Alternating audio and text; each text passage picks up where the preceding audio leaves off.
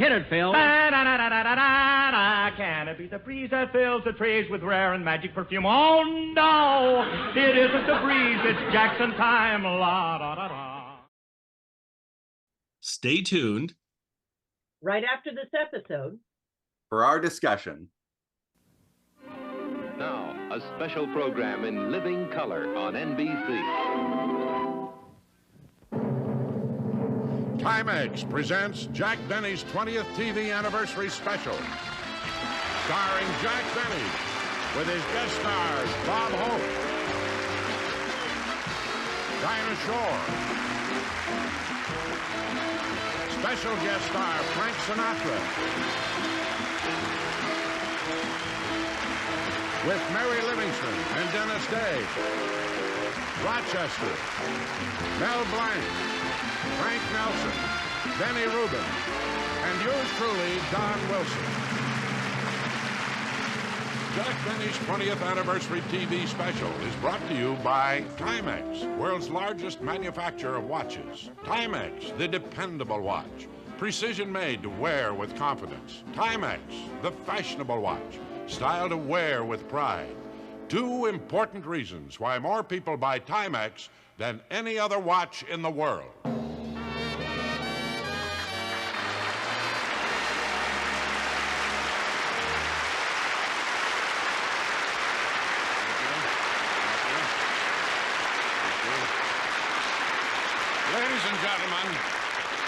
Ladies and gentlemen, I'm Don Wilson, and I'd like to say what a great personal thrill it is for me to have the honor of introducing the star of our show tonight on his 20th television anniversary. Now, as most of you know, I had the privilege of working with Jack since 1934, first in radio and then on television until he concluded his weekly series. Since then, of course, Jack is kept busy with specials, concerts, nightclubs, and personal appearances. And you want to know something? Not once did I ever hear from him.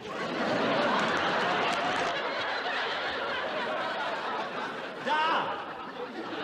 But Jack's just doing great, and really, I'm very, very happy for him. But what about me? Sitting out there in Palm Springs waiting for the phone to ring. For all he knows, I could be starving. What are you doing? Well, I'll admit Jack has a lot of talent.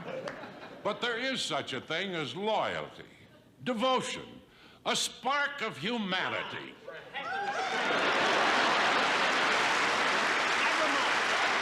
Please, forget it. Don, what is this? What's the matter?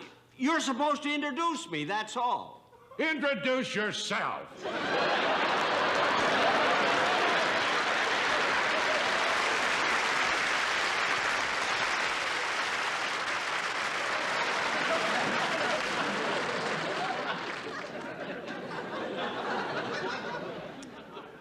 Well, to continue with my anniversary special, what was he talking about? I mean, loyalty, devotion. What am I, a comedian or a cocker spaniel? Imagine him starving. He's got more meat on him than a pregnant hippopotamus.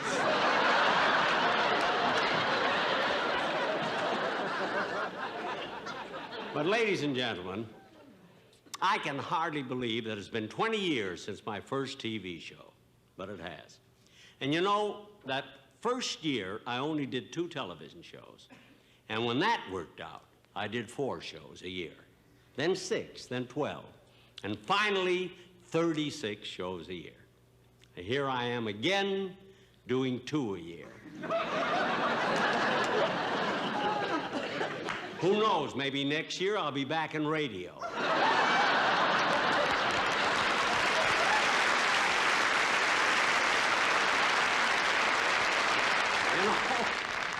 That wouldn't be so bad. You know, there were some big advantages to radio. Rehearsals were at a minimum. There were no retakes. You could wear the same suit year after year. What a great medium. Let's see, I was in radio 18 years. I had 3 sponsors and 4 suits. No, I had 4 sponsors and 3 suits. But I must admit, I really was worried when I first went into television. I'll tell you why. You see, in radio, the listening audiences created their own pictures. But on television, now let's take my vault. You see, that looked different. My living room wasn't what they expected. I didn't really look cheap.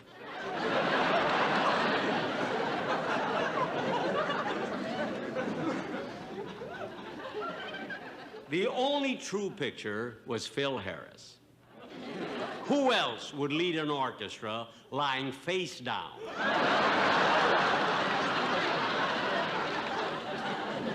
Now, to get on with my anniversary program, I'm especially excited tonight to have with me a lovely lady who was the guest on my very first television show, Miss Dinah Shore.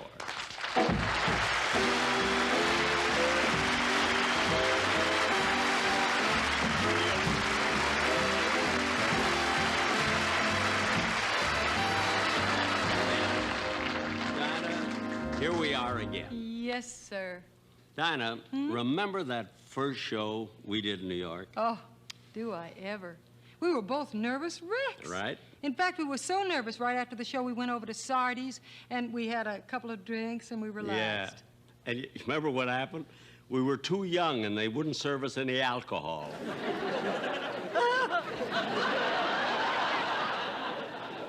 I was too young. You had a beer. Oh, that's right. You just sat there and ate my pretzels. I just sat there and ate your pretzels. Yeah, but you know, Dinah, I can still remember those reviews of my opening show. Weren't they awful? Oh, yeah. Especially that one critic who said after seeing Jack Benny for the first time on TV last night, I predict he won't last a month. Yeah. Well, that one didn't count. It was in a medical journal.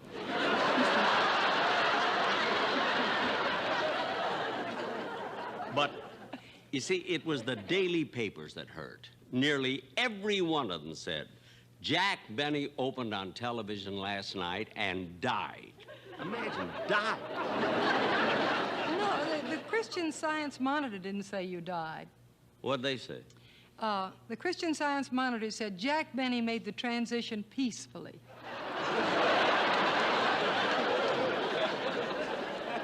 Oh, yeah, I remember. I felt better then. Yeah, it was something like that, yeah. But, Dinah, as long as we are reminiscing, Yeah.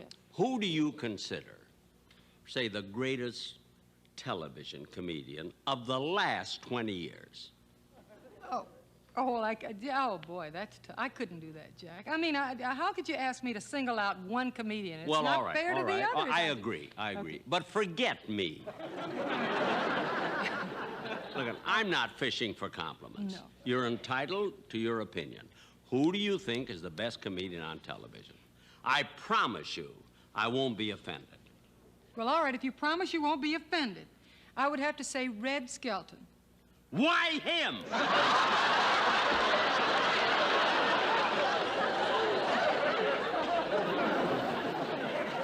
You said I was entitled to my own opinion, Jack. Well, what do you know about comedy? You're a singer. Go ahead and sing. Okay. There. Aren't you even going to introduce my song? Introduce it yourself.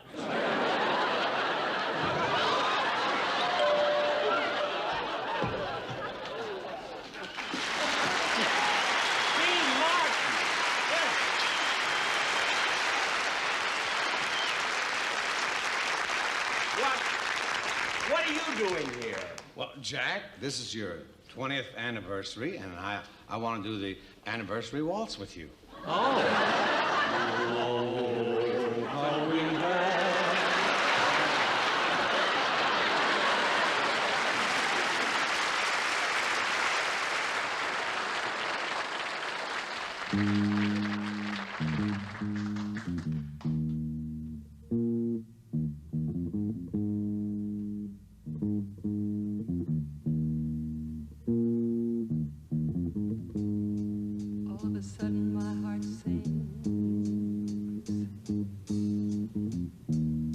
when I remember little things. The way you dance and hold me tight. The way we kiss and say goodnight. The crazy things you say and do. The fun it is to be with you. The magic thrill that's in your touch. Oh, darling, I love you so much. The secret way you press my hand to let me know you understand. The wind and rain upon your face, the breathless world of your embrace. You're the laugh and half surprise, the starlight gleaming in your eyes, remembering all those little things. All of a sudden, my heart sings. The funny way you hold your head, the crazy things you've often said, the way your hair won't stay in place, the wind and rain upon your face, your little laugh and half surprise, the starlight gleaming in your eyes, remembering all those little things. All of a sudden, my heart sings. All of a sudden, my heart sings. All of a sudden, my heart sings.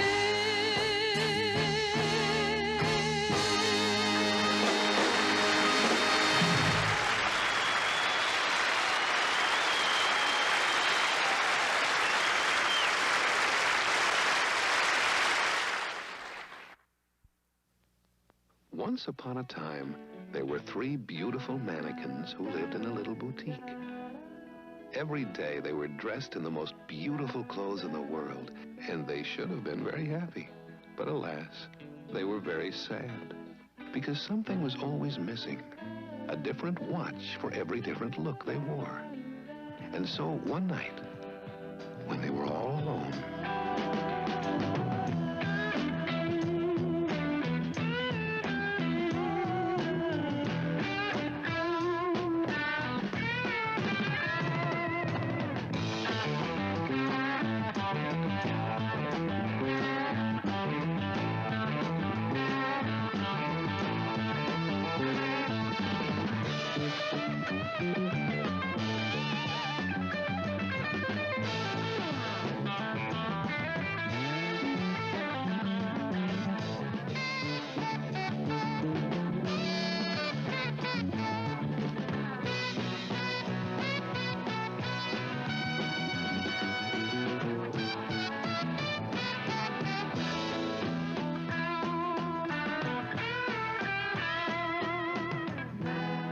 the moral of our story is we haven't met a girl yet who doesn't think the Timex wardrobe of watches is a fabulous idea, especially at Timex prices.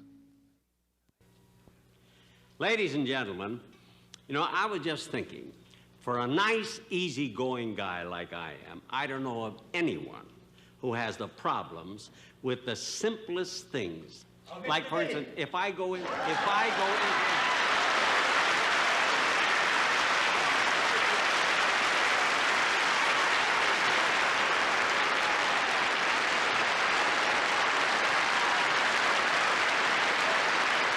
Thank you.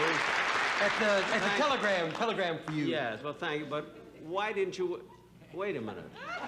You know, you look exactly Yes, I like know. Red Skelton. Yes, you're the 10th person that said that this week.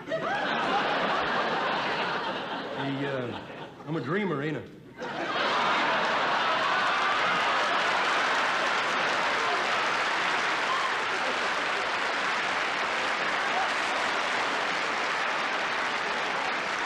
I tell you, I don't have many lines, but I make the most of them.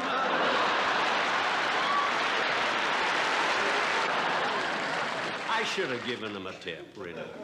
But it wasn't on the cue card.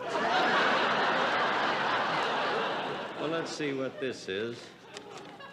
Oh, this is a telegram from my closest friend, George Burns. It says, Dear Jack, this is a talking telegram. Hold it up to your ear and listen carefully. A talking telegram? Never heard of such a thing, really. Only an idiot would stand before 40 million people holding a telegram to his ear.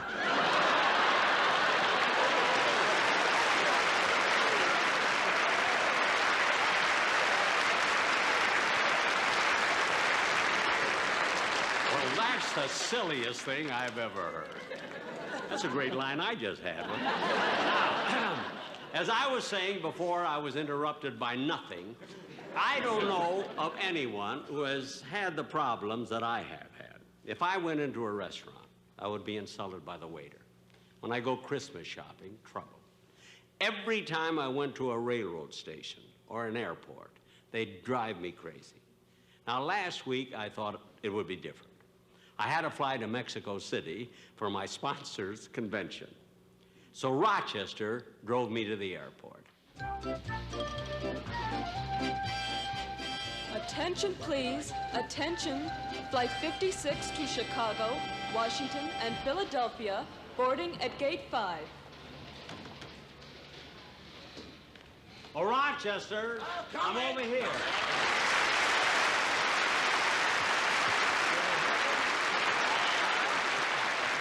don't have any trouble carrying them? Oh, good.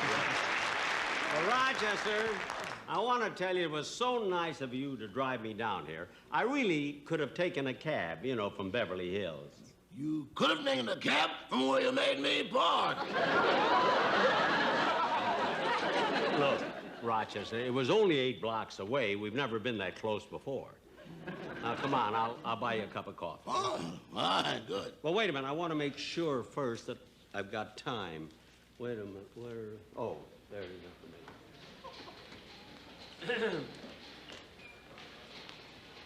Oh, pardon me, sir, but when can passengers board Flight 18 to Mexico City? I don't know.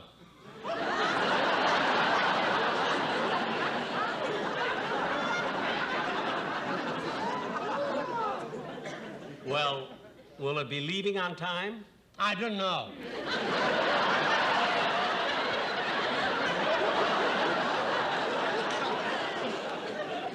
Well, does it originate here or come from somewhere else? I don't know. I don't know. Some information clerk. What's the matter with you? Well, it happens that I have a malfunctioning of the pineal gland, which causes a subcranial pressure on the tissue-like covering of the cortex. And that, in turn, creates a diminution of the dorsal cerebellum. That's what's the matter with me.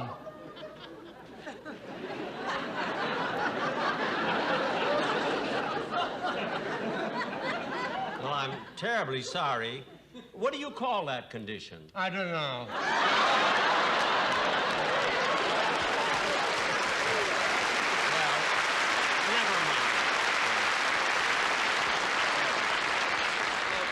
Rochester, I want to validate this ticket. Listen, I want you to check these bags and make sure they're not overweight. Overweight? Yes, you see, you have to be very careful because when they're overweight, they charge you extra. You know, like 88 cents a pound to Mexico City, that's where we're going, and 64 cents a pound to Acapulco, and 52 cents a pound to Tijuana. I've got an idea. What? You go to Mexico City and send your clothes to Tijuana. Look, do me a favor. Just check the bags. I'll be right back. See where it is. Oh, mister. Yeah.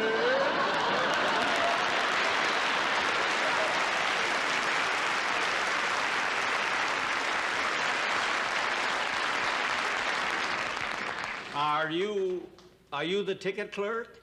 No, I'm a 747 with a mustache. Now stop with that, will you, please? I remember you. Listen, I want my ticket validated. Here. Well, Mexico City. What are we running away from this time? I'm not running away from anything. Just validate my ticket. There. Thanks.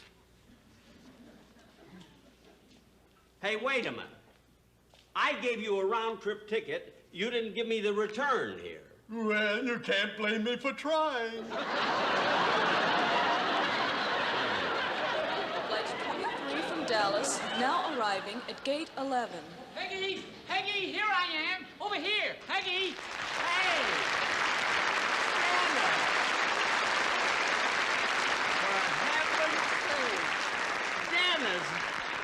Dinah's Day. Oh, hi. Hi, my goodness, is this a surprise meeting you here? Yeah, what a small world, huh? Gee, Dennis, it's so good to see you. I can't tell you how many times I've thought about you these past few years. I've missed you, kid. I really have. Hey, Peggy, hey, look who's here. It's... Hello. What was that name again? What is that name again? Dennis. Hey, what a coincidence. That's my name, too. Dennis, now stop with that silly talk again. You know my name is Benny, Jack Benny. Oh, yeah. You see, Peggy, I told you he doesn't look any better in person. Don't pay any attention to him. I think you look wonderful. Well, thank you, Peggy. Thanks. Tell me, Dennis, what have you been Wait a minute. I want you to meet the kids. Hey, kids. Now, here's... Your kids? Uh-huh. Tommy, Mrs. Pat, and Margaret, Eileen, Danny, and Therese. My goodness. And Kathy and Mary Kate. Gosh. Now, what was that you were saying? Well, I was going to ask you what you've been doing, but forget it.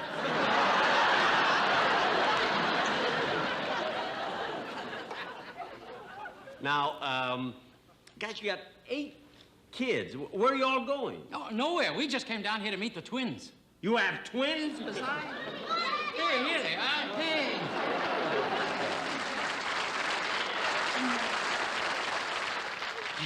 What deduction? I want some bubble gum. Yeah, me too. Hey, come on, kids. Let's all get some bubble gum. Goodbye, baby. Come on, Danny. Well, Rochester? Mr. Benny! What? Mr. Benny, you were right. Your luggage was 10 pounds overweight. 10 pounds? Well, how much is that going to cost me? Nothing. What, nothing? You see that fellow sitting right there? Yes? He's going to visit his sister, so I put all your things in his bags. Well, Rochester, before you do a thing like that, you ought to check with me, asking a complete stranger. Pardon me, mister, but did that man over there put some of my clothes in your luggage? See.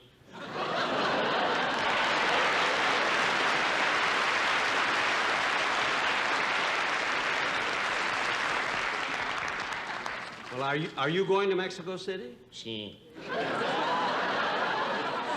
Are you taking flight 18? See. What's your name? Sorry.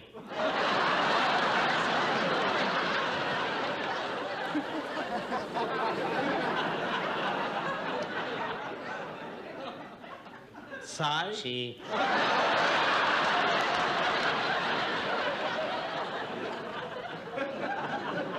I understand you're going to visit your sister. See. I'm afraid to ask this next one. What's her name? Sue.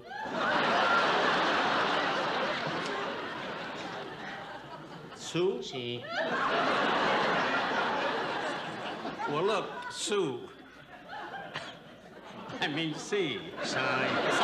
C. Yeah, C. Well, never mind, but thanks very much for doing me that favor.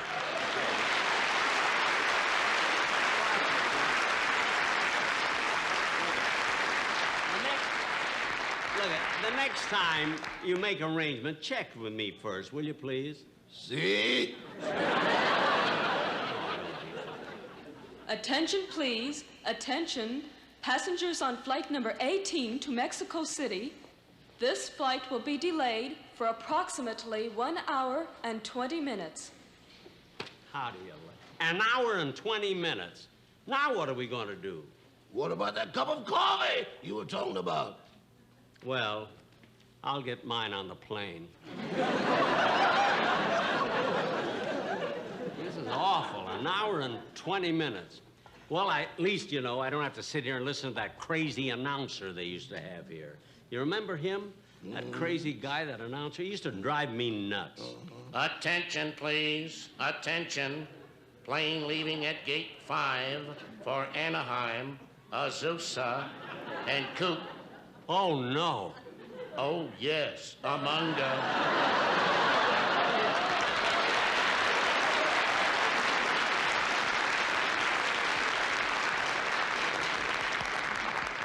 Now, where did he come from? I was out to dinner. Attention, please. Attention. Passengers getting off at Cucamonga. Watch your step. We do not land there. Well, I'm not going to stay here for an hour and 20 minutes and listen to that crazy guy. I'm going over and see if I can get on another plane. Correction, please. Flight 18 to Mexico City will not be delayed. Hey! You're not going to say goodbye? Goodbye! Well, goodbye, Rochester. Goodbye, Mr. Bennett. Have a good trip. I'll see you when I get back. I'll see you. Call Attention, me. Call me. please. I'll call you. Attention. Plane leaving for Seattle, Vancouver, Fairbanks, and Juneau, Alaska.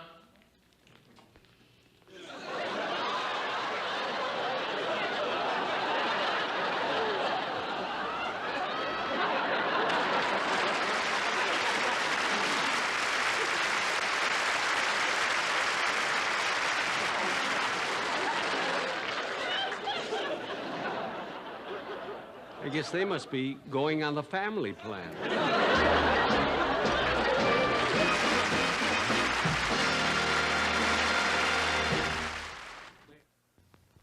Ladies and gentlemen, the great Zorro. Zorro, what is this gentleman holding up? It is a round, golden-colored object. It is a watch. Correct, Zorro. This watch is water-resistant and dust-resistant, is it not, sir? Correct, Zorro. But it isn't an ordinary watch. It is more accurate than an ordinary watch, right, sir? Correct, Zorro. You never have to wind this watch. It is an electric watch, right, sir? Correct, Zorro. Zorro, the gentleman would like to know if you can tell him what the watch costs. Of course. This electric watch costs you exactly $129.95. There must be some interference, Zorro. Oh, sir, you must concentrate very hard. You paid $149.95. $120.75? $99.16? $60.98? $69.13. The electric Timex, an incredible $25. Who'd ever guess an electric watch could cost so little with automatic count?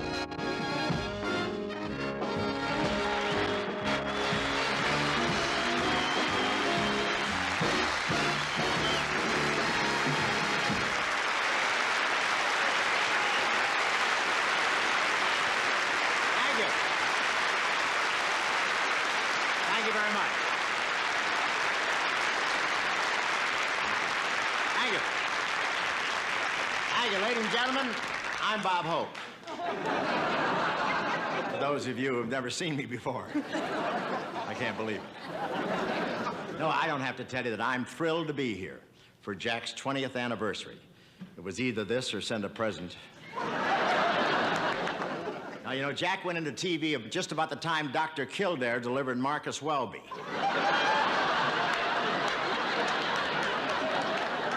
You know, I've known Jack Benny for a long time, and people are always saying for a man of his age, he looks remarkable. Anything his age looks remarkable.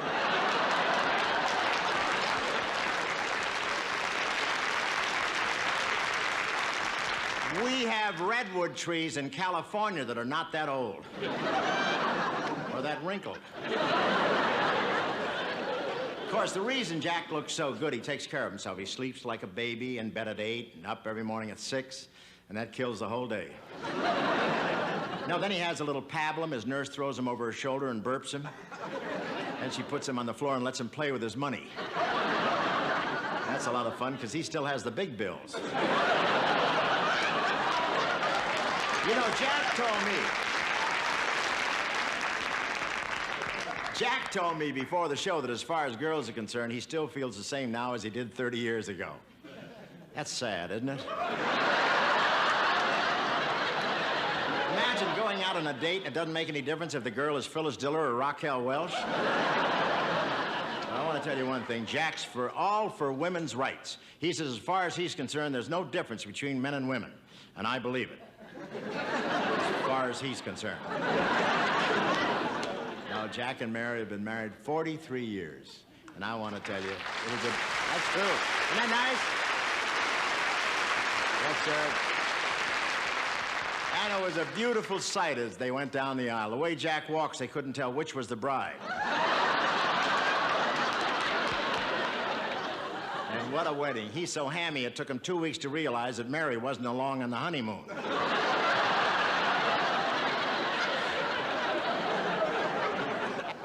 I love the way Jack works. He ought to team up with Perry Como and make still pictures.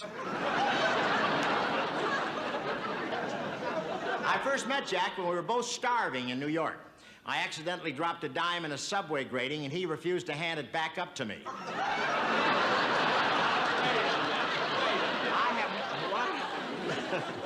wait a minute, Bob. Wait, look, you've said enough nice things about me. But I'm not through yet, Jack. What do you mean you're not through? Well, Jack, I have a little surprise for you. Would you bring it in? I think you'll like this. What is this? What do you got there, Bob? This is just a plaque given to you by your staff, the network executives, your sponsor, and everyone that has been associated with you, including myself. That's thrilling. You know, I could cry. Well, try that. No. That's nice. What does it say, Bob? Well, let me tell you. Thanks for the memory, your flair for jollity, your fiddling so off-key. With just a bit more practice, any young man you could be. So thank you so much. And thanks for the memory of love that you inspire. As birthday cakes grow higher, the candles for each year could cause another Frisco fire. A Frisco fire? So thanks, Sarah Lee. Sarah Lee? You'll never get any older. At least from your head to your shoulder. But don't try to get any bolder. And make a date, 'cause it's too late. So thanks for the memory of friendship you and I have shared through years gone by. I've been your pal and you've been mine. That will never die. Thank you so much. Wow, that was better spacing. Oh, that was great. That was great. Bob, that was just great. There you are. There you are. That's yours. Thank you. Now, Bob, I'd like to sing something for you. All right. Can it be the plaque that set you back at least $1.50? Oh, no, it isn't the plaque.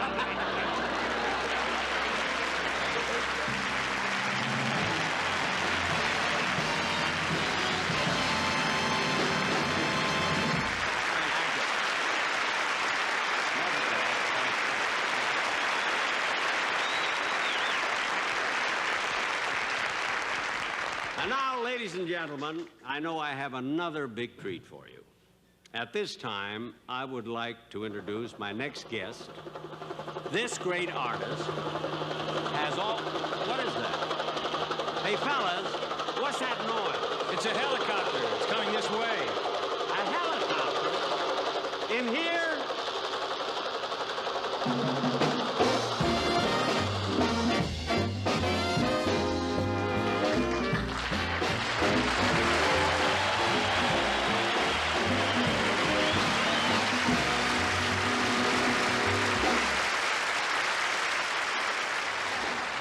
Well, that's all right, Frankie. Did you fly in from Palm Springs? No, I was having a cup of coffee across the street. You flew over here from across the street in a helicopter? Somebody stole my elephant. Well, that I don't understand at all. Look, Jack, who are we kidding? I wasn't just across the street having a cup of coffee. Oh, then you did fly in from Palm Springs? Yes, I did fly in from Palm Springs. Oh, then nobody stole your elephant. No, that part is true.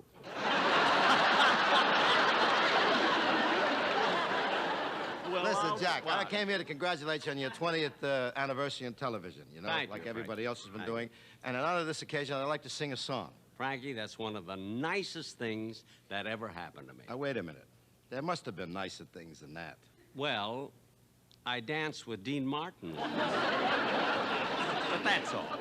By the way, Jack, after the show, I'm planning to go over and see an old movie, and it's a double feature. I wondered maybe if you'd like to come along with me if you got the time. A double feature? What are they? The Kissing Bandit and the Horn Blows at Midnight.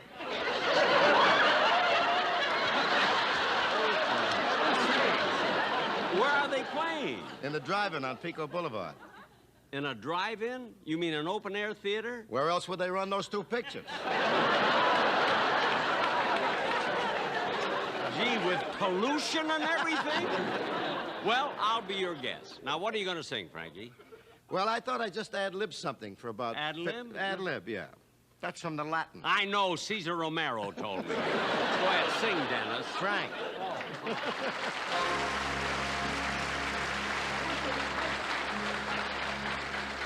Well, my story is much too sad to be told, but practically everything leaves me totally cold.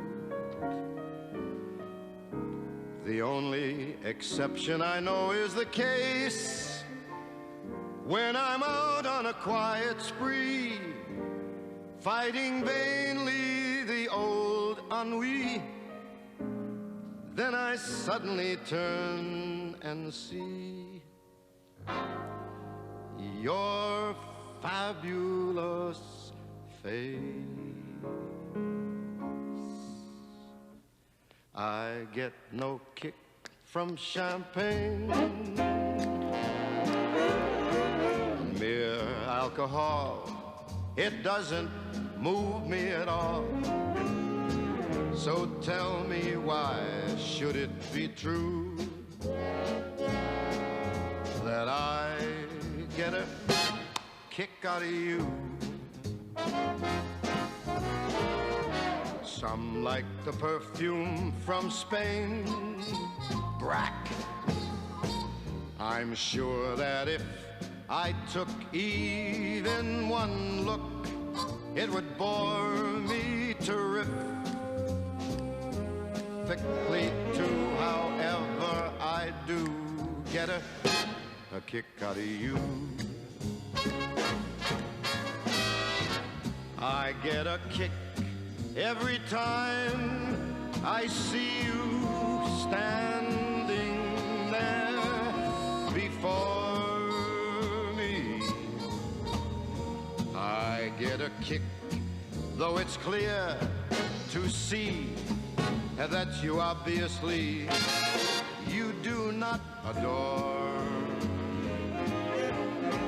I get no kick in a plane, flying too high with some gal in the sky is my idea of nothing to do. Yet I out of you. I get a kick every time I see you standing there before me. I get a kick, though it's clear to see that you obviously you do not adore. I get no kick in a plane flying too high with some gal in the sky is my idea. Nothing to do. Yet I get a kick. You give me a boot. I get a kick.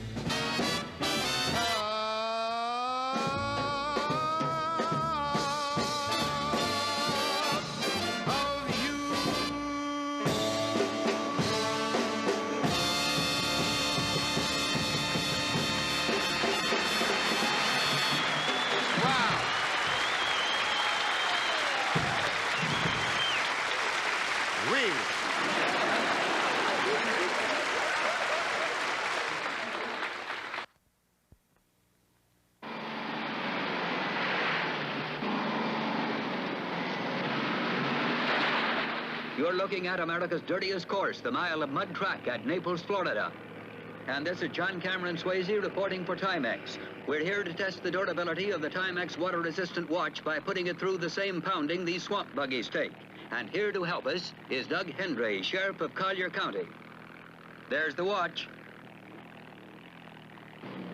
Here we go.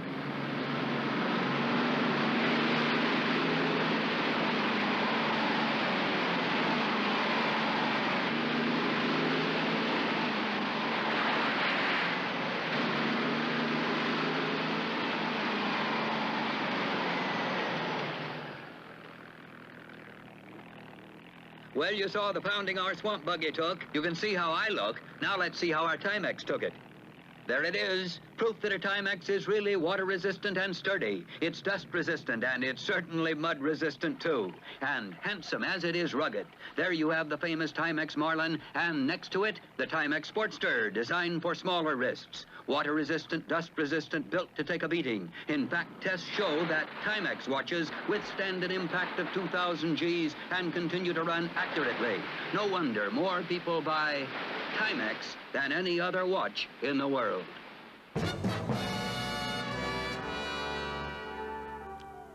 Ladies and gentlemen, I have a confession to make.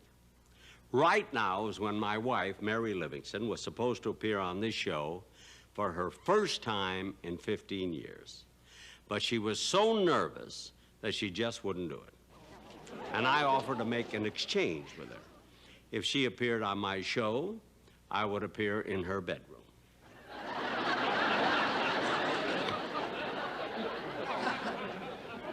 Now you know why she was nervous. I think I'll call her up and tell her we all miss her. I hope it isn't busy.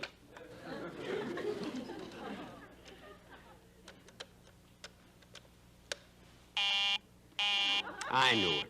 Every time I want to talk to Mary, the line is busy. I never saw anything like it.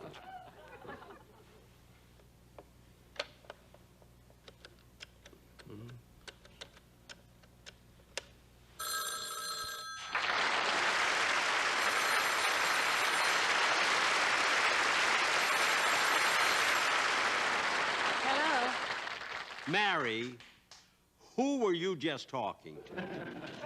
Nobody. I told you 1,000 times for $2 more we could have a private line.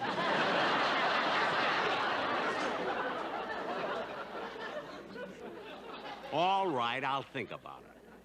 Now, aren't you sorry you're not on my show? I don't know. I'm not watching it. What? Mary, I know you're too nervous to be on the show, but what excuse have you got for not watching it? Because you're too sneaky. Now, what is that supposed to mean? It means that if you knew I was watching the show, you'd have hidden a camera in this room and I would be one of your guests. Oh, Mary, how can you say that? How about the last time you asked me to be on your show? You sent me a painting of Betsy Ross making the American flag. So what? That was a gift.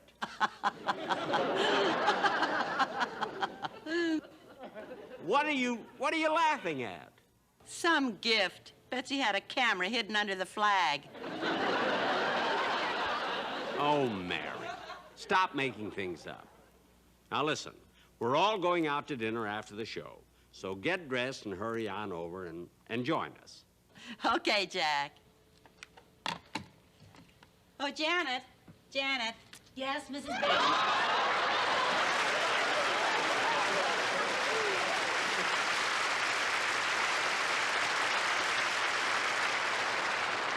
Janet, I'm going to the studio and have dinner with Jack. I know. I saw you on television.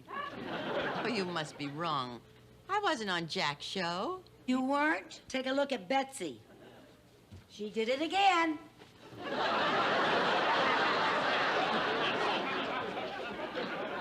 How do you like that, Jack? He's so sneaky, but he's awfully cute.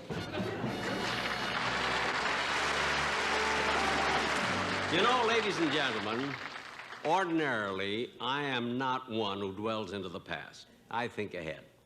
But when I look back over the 20 years of shows I've done on TV, there were so many wonderful guests that I cannot express my appreciation in words. So I have compiled a lot of film clips. You will remember all of these stars. I know I will.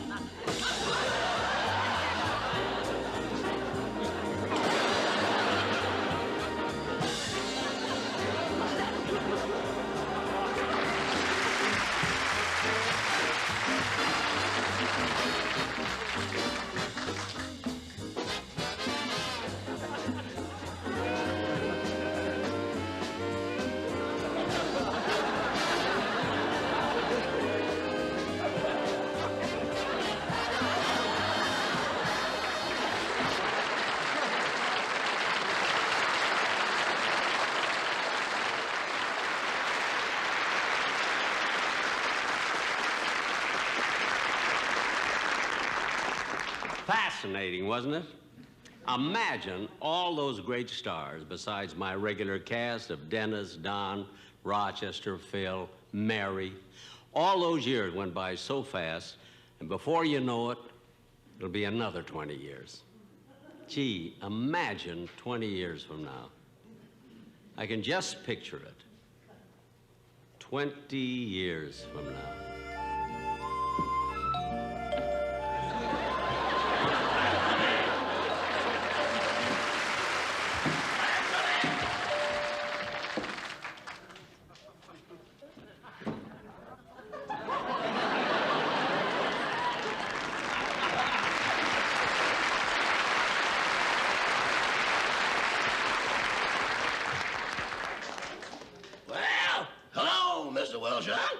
Hello, Jack. Rochester. Oh, yes, these old eyes are playing me tricks. Your ears are doing the same, too. Yeah. Oh, my goodness. I forgot about Dennis Day.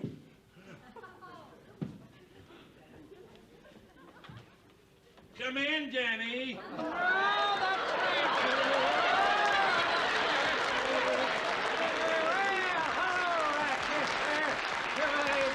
Here's my hat. And here's my... Oh, I got a seizure. Here are my sweater. All right. And my bicycle clips. Clips? When did you get a bicycle? Oh, I didn't. I used them to keep my varicose veins together.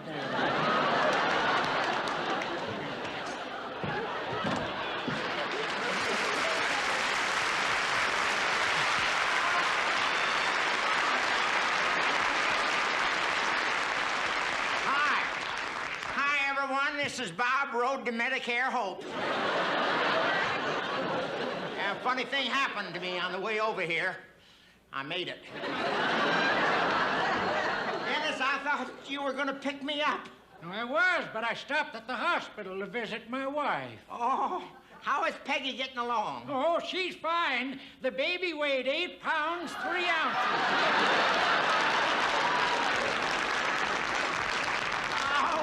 Tell Crosby, he'll kill himself.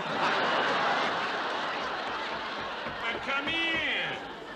Hi, everybody. Hello, Dinah.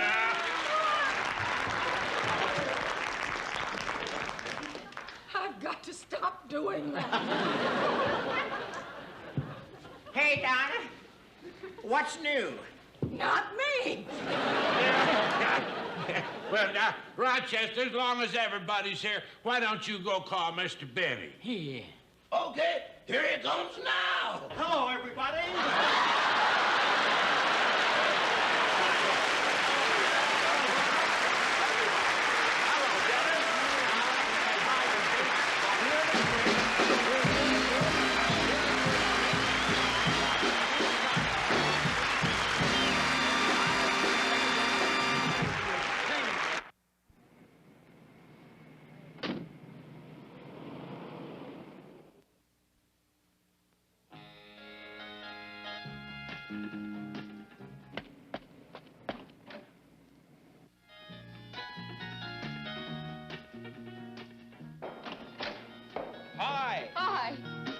Boy, do I have something for you. You brought something for me. What is it? Let me see.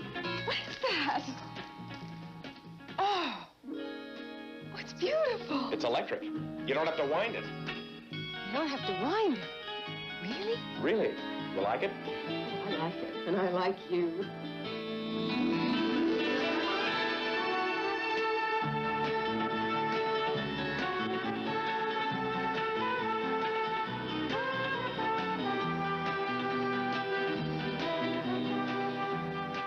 Nobody ever gave her an electric watch before. The Ladies Electric Timex, the first of its kind. It never needs winding.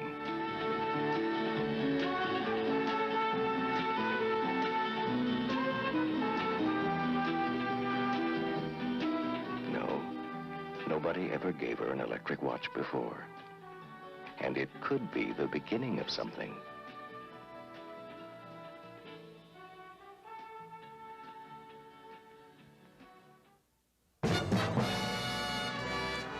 Well, ladies and gentlemen, that's our 20th anniversary television special. Now, I would like to thank Bob Hope, Frank Sinatra, Dinah Shore, Lucille Ball, Dean Martin, Red Skelton, George Burns, Dennis Day, Don Wilson, Rochester, Mel Blanc, Frank Nelson, Benny Rubin, and especially my wife, Mary Livingston. And I would also want to thank all of our viewers throughout the world. Mr. and Mrs. Tony Ames, Miss Terry Arco, Mr. and Mrs. Albert Aaron, Mrs. Andrew Aronson, Mr. and Mrs. John. There we go. Well, hello again. This is Buck Benny speaking. I am joined by the wonderful Kathy Fuller-Seeley, the amazing Terry Phillips, and we have John with us as well. And our friend John Henderson, out from behind the from the equally amazing to my podcast, he is from This Day in Jack Benny podcast. Some say my podcast is even better. People say that. We've got a bit of a Fred Allen, Jack Benny style feud going on. Yes, his podcast is better the one day a week it's on. The other 6 days a week, mine has to be better because there is no competition those other days. Anyway, off to Terry. Terry does Imaginaire Theater, which is wonderful. If you're looking it up, it's Imagine-Air-Theater. He is currently working on a Western episode, I believe, that's going to be upcoming. I'm excited to hear that. It's his shows are amazingly well done, modern takes on old time radio, essentially, and sort of a Twilight Zone-esque suspense. I don't know, sort of a conglomeration of things, and I think it's great that he put himself in a place where he can do a broad variety of shows and all fit under that umbrella of Imaginaire Theater. So I think that's awesome. Thank you. You're welcome. And Kathy Fuller-Seeley, of course, has written a number of books on Jack Benny, or at least edited a number of books besides doing that. So the newest one is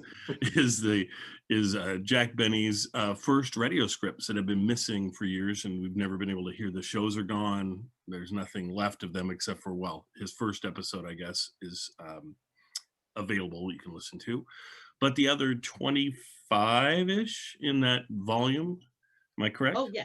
Yeah. Are all ones that you can't hear, but you can read them, and they're wonderful to read, and it's a great book. And then her first book was another one, funny enough, called Jack Benny. Jack Benny? And the Golden Age of American Comedy. There you go. Yes. And it's an awesome read as well. And that one is a fun read that you could read out of order because each chapter is kind of self-contained. And so kind of like looking through a magazine, you can go, oh, I'm interested in hearing about this. And then you read about that piece. So, and then you tear that page out like you do the old Sears catalog. Send it to your aunt. Read this. Anyway, so today we have a special episode. I'm in my tux to celebrate this. We are saying it's the 50th anniversary of the 20th anniversary of the Jack Benny TV show from 1970.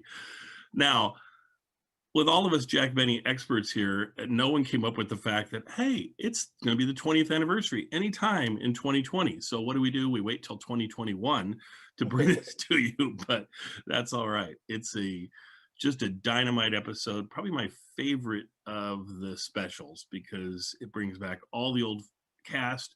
They, instead of trying something completely new or completely different like they do on so many of the specials, they actually recreate it would originally be the railroad, where they would meet at the railroad station, but this is in an airport, and it's one of the better airport ones he's done. I really enjoyed it. So that's part of this special. We'll get into everything else that's in there.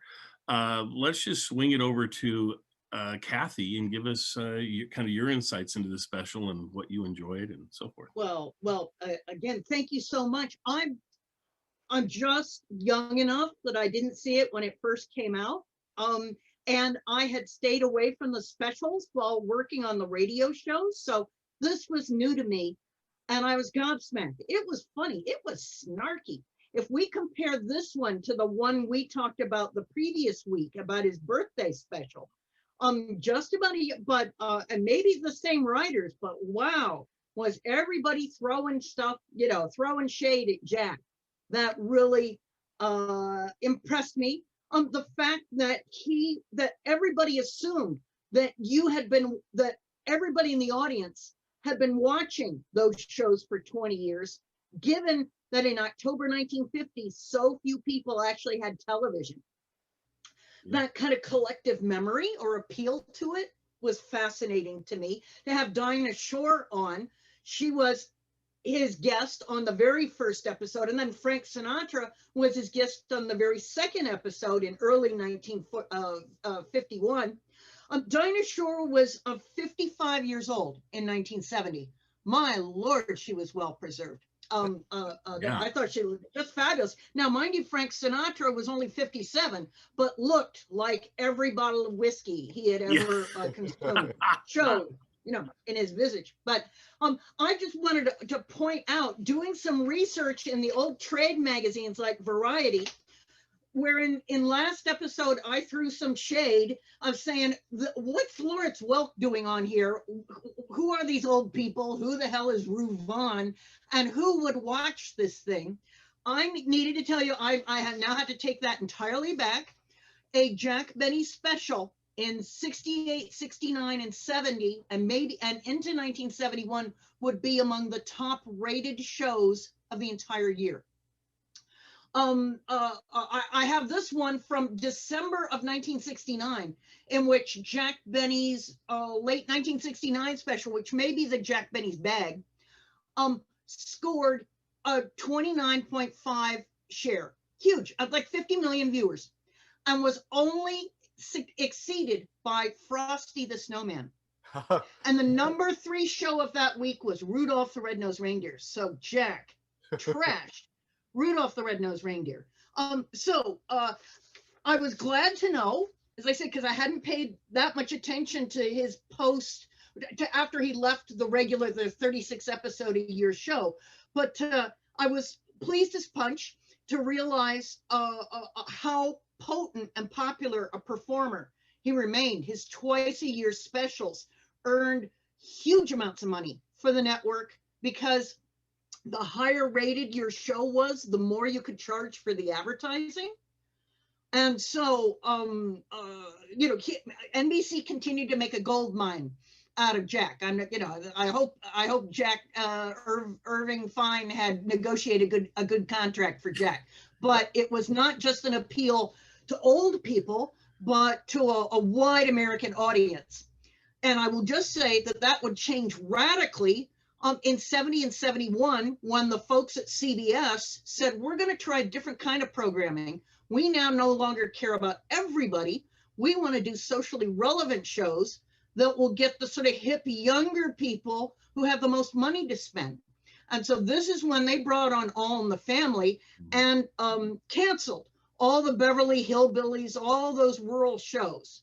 So, and I will go do some research about how Jack's the last specials held up in terms of the rating. I would love to hear that, because I noticed this week for the first time as I was looking at it, I just always thought Jack did specials throughout, like every year, like a couple every year.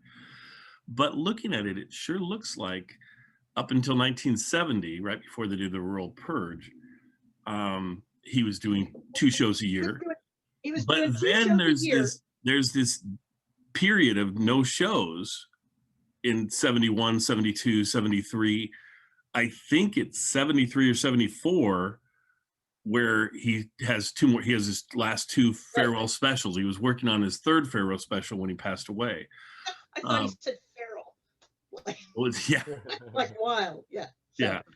So I would love that research on that. Yeah, I promised to go do some research on that. But as I said, to not take up too much time, I really was impressed by how popular, how highly rated, how many people watched these things. Yes. Well, Kathy, wow. Do you know how the ratings were for his very first show? Because in this episode, they joke about his bad reviews and things like that. Do you have any idea how that was? Oh yeah. the show October 30th, 1950, did get terrible reviews from the really nasty critics, but it was the highest rated show. Yeah. I mean, it was, when it came on, everybody who had a television said, and now not everybody who had a television could have watched it live. Not on the West Coast. The cable didn't go across the country at that point. So it was shown live on the East Coast through the Midwest, and then a couple weeks later on a kinescope tape to folks like out on the West Coast and in Texas.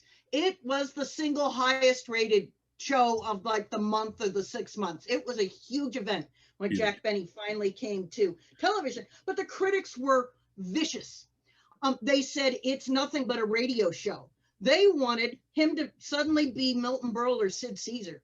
The critics wanted a very different kind of comedy for these little tiny television sets. And it was not until about the third show that it finally occurs to them that he could not have done this on radio. And they see him stare out at the audience. And finally, on the third show, they finally go, this guy's a genius. Yeah. So I'm sorry to be Kathy knowing too much, but and it mattered a whole lot to Jack. He was abashed at the critical ripping him, you know, by the short hairs, and so that, you know, so how sad that's how he chooses to remember making fun of that first show as if it were one of his bad movies. Yeah. Yeah. Which it was not. Although it goes with the character, Yeah. it's not true. Because we all loved it when we showed it a number of months ago. The thing I was going to mention with that was, if you look back at what was on television at the time, this is pre-Lucy, this is pre-everything, really. I don't think there's a single show that was on in 1950. Milton Berle, it's Milton Berle and Sid Caesar and Ed Wynn.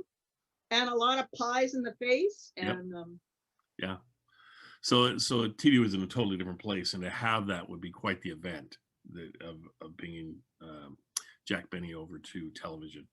The other thing I was going to say really quick about this is I always continue to enjoy the fact that no one on Jack's staff, including Jack himself apparently, can ever get their numbers right on anything. So you just kind of accept, okay, they said Mary hasn't been on in 15 years. Well, actually she was on in 1960 and this is 1970. So it's been 10 years, not 15 for sure. And then the fact that his radio show ran for 18 years. And I was like, oh, really, 18 years? Well, that's really interesting since it ran from 1932 to 1955. And that is not 18 by anyone stretching the imagination. I assume what they were saying is they would be correct if his radio show had stopped right when they started doing the television show, and probably somebody figured it out that way when they were figuring out that they didn't realize they were overlapping by 5 years. But anyway, it's all good. I just love it because the numbers are never right. But let's go over to John and get his impressions of it. Oh, I thought it was great. And I had only seen previously. I had only seen a clip of this, which was the future clip. Yes. Which is hilarious. I love that. But I loved the whole show. And surprisingly, one of my favorite parts was actually Don Wilson, because Don Wilson, you don't really think about too much. He's just the announcer. He's there. But you know, here in the 1970. His voice is very announcery, but it's different than the Don that I remember. So that's already an interesting thing. And just the way that he speaks, it has so much history that you can see between him and Jack Benny, which makes the joke that comes in it hilarious, and his delivery and then Jack's callback was great. I love that part with Don Wilson. Yep. And then of course, the next highlight, of course, is Mary Livingston. Because she's rarely on where you can actually see her. And sometimes, you know, and then some of the few things that I've seen with her, it doesn't seem like Mary. I don't know if she's nervous. Yeah, like she's very Mary Bot, huh? Yeah. Yeah. But this one, she seemed relaxed, and the jokes that they wrote for her were very Mary-esque. So I loved it. I thought that was great. And it was nice to see Lucille Ball appear with her just for a moment, and that was kind of fun. And like they amazing moved that stars Betsy they had on Ross this thing. And Go ahead, John. there's a part with a hidden camera, but it's hilarious because it's a giant like television camera in there. That's pretty funny looking at it from the future. So if you want to circle back to me, I could say more about almost every part, but we should let Terry get a word in here. Yeah, Terry, go ahead. Give us your word. That's enough. Thank you. Now back to John. No.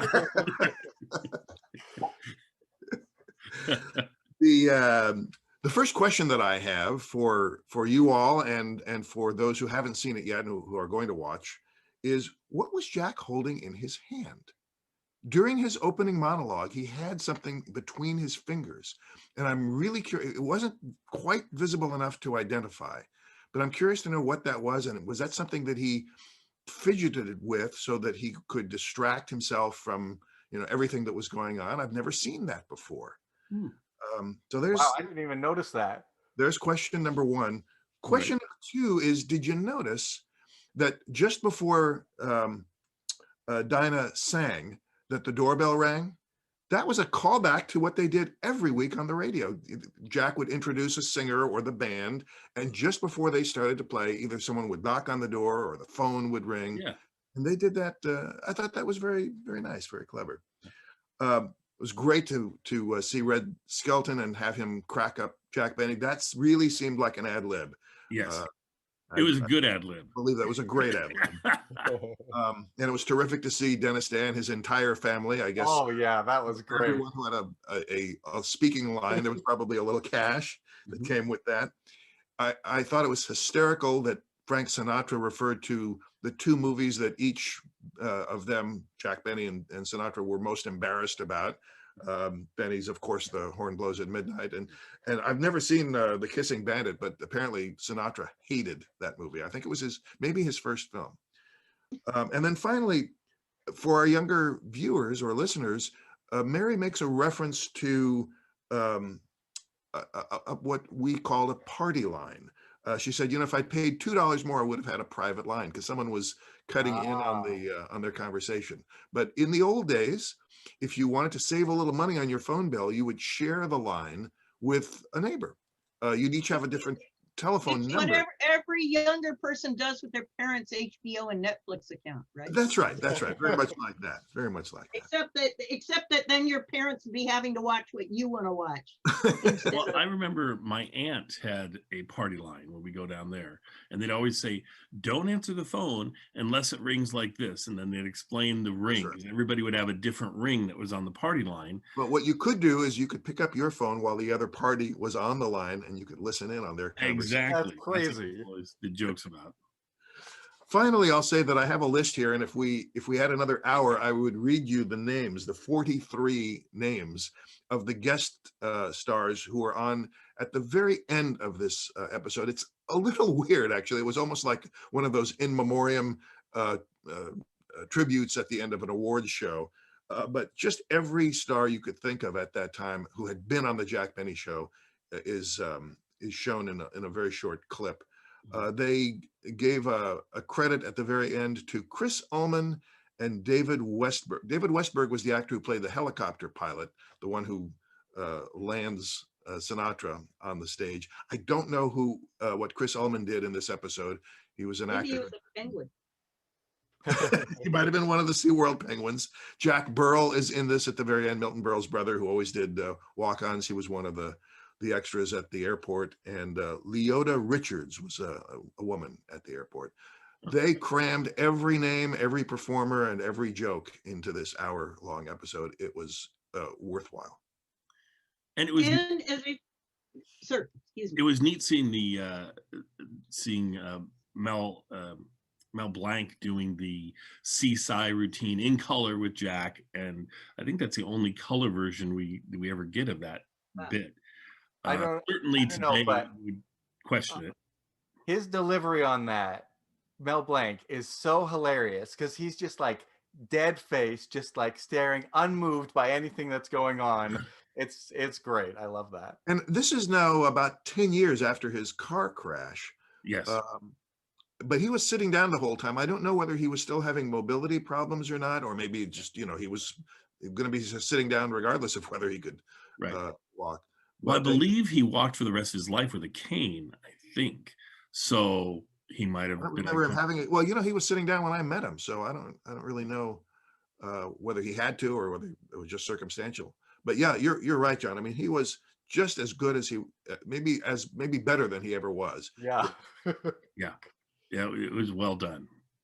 Well, if we're doing a couple of, No, yeah, go I was ahead. just going to mention a couple more of the references that people made that people nowadays, young people might not get.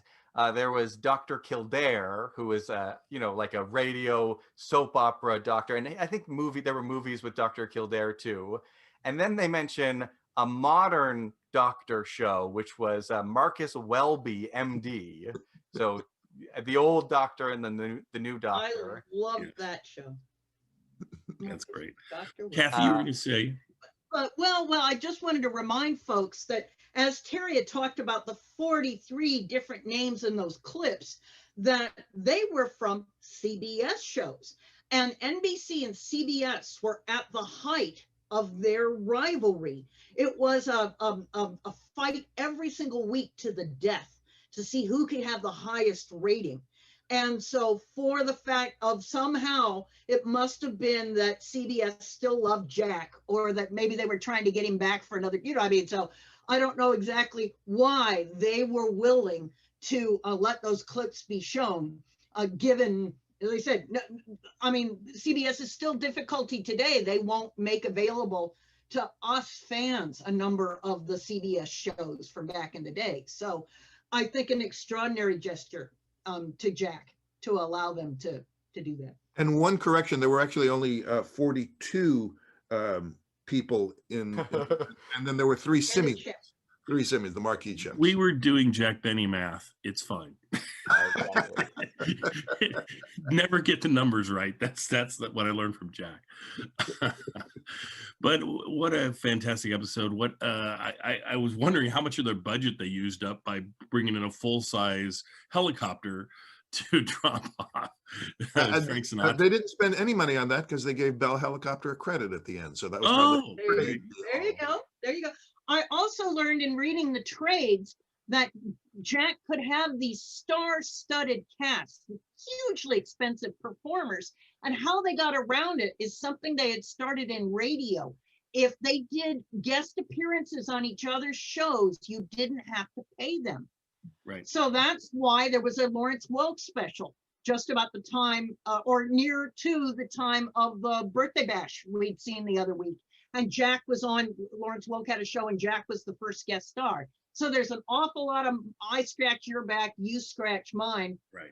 And so the very highly paid performers were not getting paid, but doing each other favors. If you got paid, the taxes were still so high.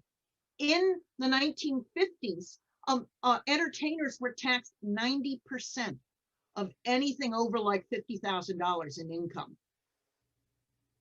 So 90%, that sounds like, the British or Swedish way. And so there, if you go through, talking about their personal frustrations of trying to produce a show in late radio times and even through television times, your budgets couldn't afford these people, and the performers themselves couldn't afford. It was like working for nothing. You're working for the U.S. government. Red Skelton once demanded that, I think it was NBC, they demanded NBC tile his front entryway of his house instead of paying him a salary for something he appeared on. Yeah. But so if you're well connected with friends, that's how you get them on your show. Well, he had another guest appearance on this episode that I don't think he traded and was on their show or anything, but it was the appearance of the Penguins that were on this episode. And I would say it could have been a leftover, snipped out extra bit from the previous show. Yeah, that's right. Well, I was going to say about that piece that he's done stuff with chimps. He's done things with the Penguins before. To me, this was the best bit that they've ever done because it was very short, but it was a nice little piece to tie in Mel Blanc's announcer piece into this, and I just thought it worked excellent. And it was funny. Go ahead, John. I was going to say there's a guest appearance that you have to be like a deep fan to get, and that is the I don't know guy. Yep. And I thought it was a great bit. I thought it was, just as good, if not better, than many of the radio performances. What's that guy's name? Is that Benny Rubin? Benny Rubin. Yeah, that was. Yeah. No, you're right. It's a way of helping a friend, getting them a couple, getting them an appearance fee. That's a really good point. So. Well, and how good these people still looked at the time. I mean, Benny Rubin looked pretty good. Yeah. I was surprised with Bob Hope and how good he looked and sounded. He sounded and looked like Bob Hope always sounded and looked. When you sell your soul to the devil. Yeah, because Bob really went downhill. Not too much later than that. The mid '70s on, you could tell he was awful. Again, kind of like with the sun. No, I'm kidding. Yeah. I don't want to besmirch. God forbid I besmirch Bob Hope's reputation. So. But I want to tell you. Okay, I've got one more reference that I didn't know I had to look up, and that was Youngman. Was it Henny Youngman? Henny. So I looked it up, and this is a comedian who would basically tell one-liner jokes like, "Take my wife, please," only he was holding a violin. Yes, that is correct. Every once in a while, he might play the violin, but mostly he just. Now you can play for us, John. Where that from? What's that? Where'd you get the violin from? She's saying he stole it from. Yeah, I'm sure that he stole that from Jack Benny. So I thought I just might take this chance to do a violin solo. You go for it. Can you play the B?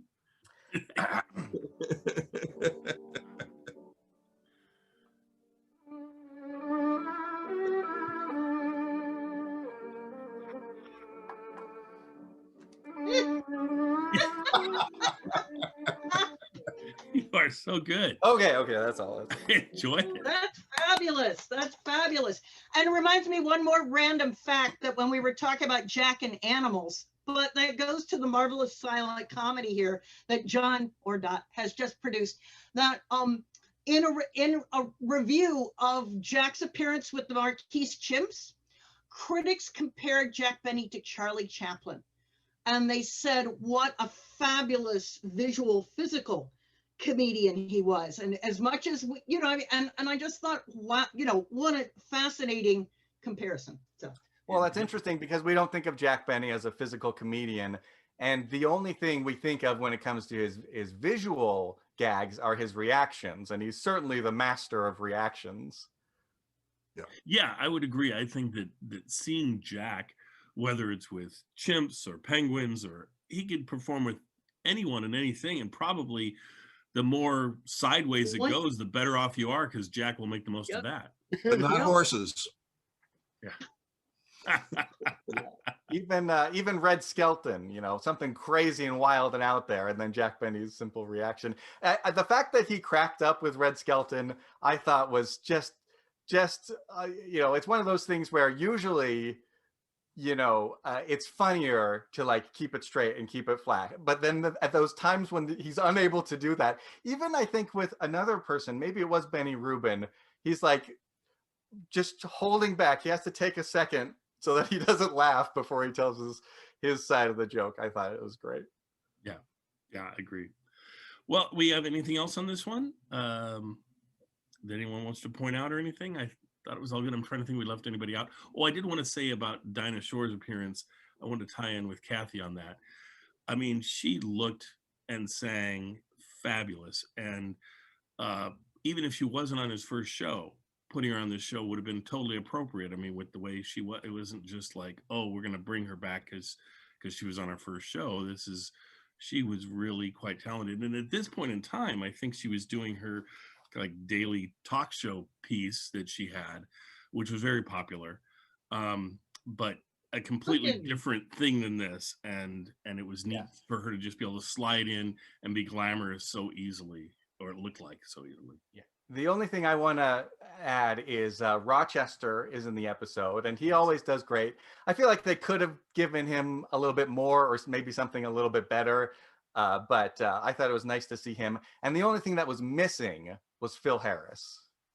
Oh, yes, yes. And Phil was on the special before this or after this. I can't remember. And I was wondering at the time, was it because they couldn't get his schedule to line up or something? And honestly, for a long time, I thought, well, that's too bad that he wasn't on here. But then I was thinking about it more. They crammed so many things into this. He wouldn't have gotten the full piece that being on a different special allowed him to be on for a longer amount of time and to be more a featured person instead of just tucked in, kind of like Dennis was kind of tucked into this spot. I would say with Dennis, it was lovely to see his whole family and his wife. I mean, assume those weren't actors. And a surprisingly blue joke that Jack snuck in Yes. about, oh, so that's what you've been doing with your time. Yeah. Which was great. And the whole bit was great. And because Dennis, they didn't tell us how long it had been since Dennis had been on, but it had been quite a while. Well, I guess only 5 years, because I think he was on the last season of the Jack Benny Show. And sometimes he'd usually be on out of 30, what did they do, 36 episodes a year.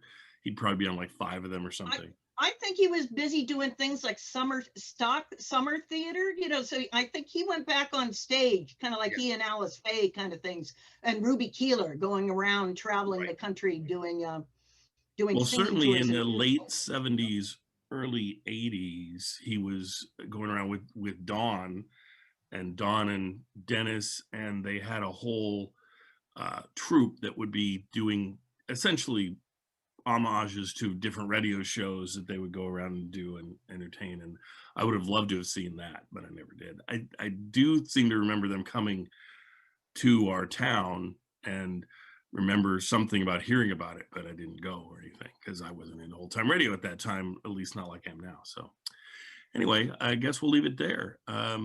Thanks, everybody. You're going to really enjoy this special episode. I'm so glad that it's available on YouTube for folks to watch, and we're just going to use that as we segue into that. So enjoy, and we'll see you folks next time. I think we're going to present the Friars Roast next time, which I think will be a lot of fun as well. With the Jack's cast again, essentially. Anyway, and then just so you know, you might want to tune in this week to our Orson Welles that we're going to present, because I'll be bringing up Rochester again, but in a different way. So we'll go from there. So anyway, have yourselves a great week. Mrs.